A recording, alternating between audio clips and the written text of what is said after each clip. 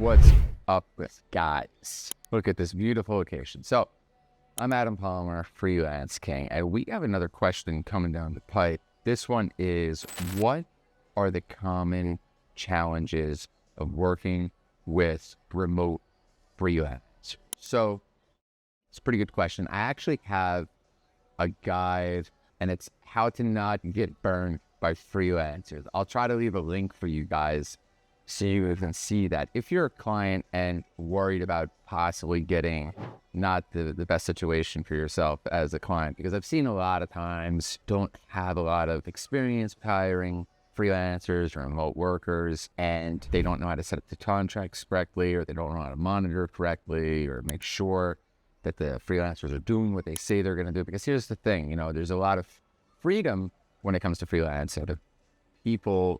Some freelancers can really take advantage of that.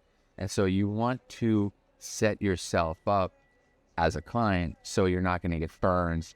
And I've seen this kind of like post-traumatic stress syndrome happen with a lot of clients, where they have a bad situation with a freelancer and they kind of think, well, that's the case with all freelancers, but it's really not. Like, every client is unique. Every freelancer is unique. So you're going to get a wide range of different behaviors.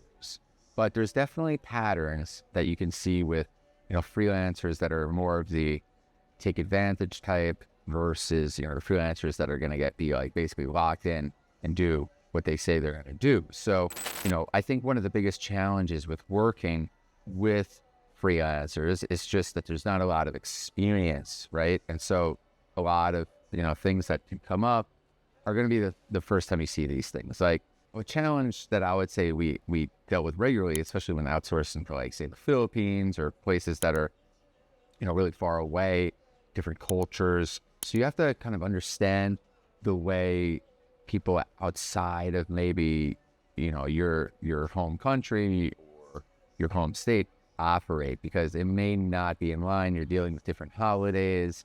You're different with different communication styles. You're dealing with them being very far away. But there's also like natural disasters that come up, irregular wireless or Wi-Fi or internet that comes up, a lot of power situations. So, so challenges with working with remote people is like they'll just be dark for a while. You don't know what happened, and then they'll come back and say, hey, we had an earthquake, or we had a tsunami, or we had this or that. So you want to be cognizant of that and willing to accept those as, some excuses sometimes, albeit it sounds ridiculous at times, but you gotta cater to them. I mean, this is their culture, and just like they have to cater to you too, because obviously they're working for you, so they have to go out of their comfort zone a little bit. But I think that at the end of the day, we're kind of meeting each other halfway in terms of culture. But the biggest challenge is just making sure you find someone out there that's trustworthy and that's going to really do what they say they're going to do. Because again, you can't be hovering over their shoulder. You can't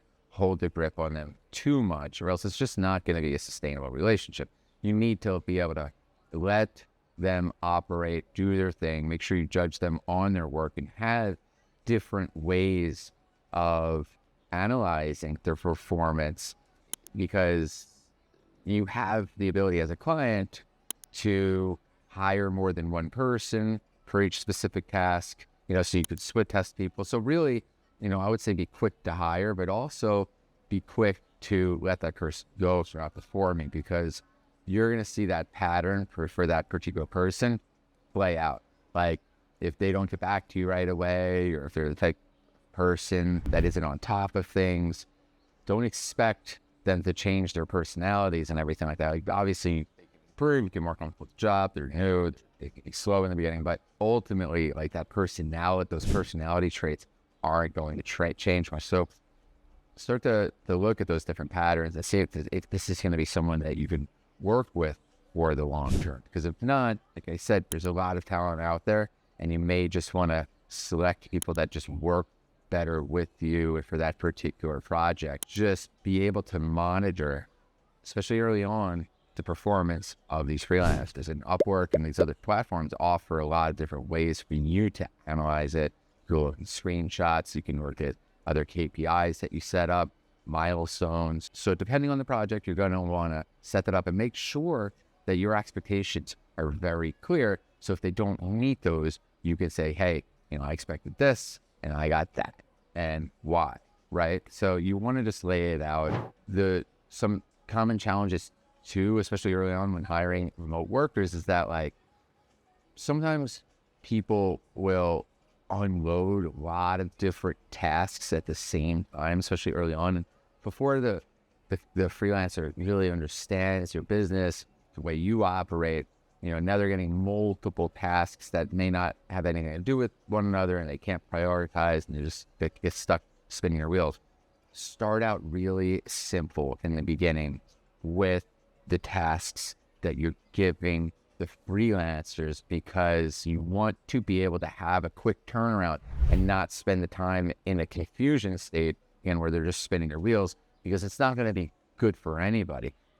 The freelancer wants to give you something and have some positive feedback to close that loop. So if they're not able to give that to you, they're going to be put into a place of like, oh, am I doing a good job? And it's going to come out in their energy, versus like if they quickly deliver you something, you're super happy, or you need to make an edit, and then if they fix it, now there's something that's come out of this relationship that's calculable, that the client can now judge for, and then they can start to work on the next task, and you guys have figured out like how to overcome possible like communication issues and things like that. You guys are learning to work together, and you got something out of it. There's that reciprocity now that's happened. So focus on that. Start out simple.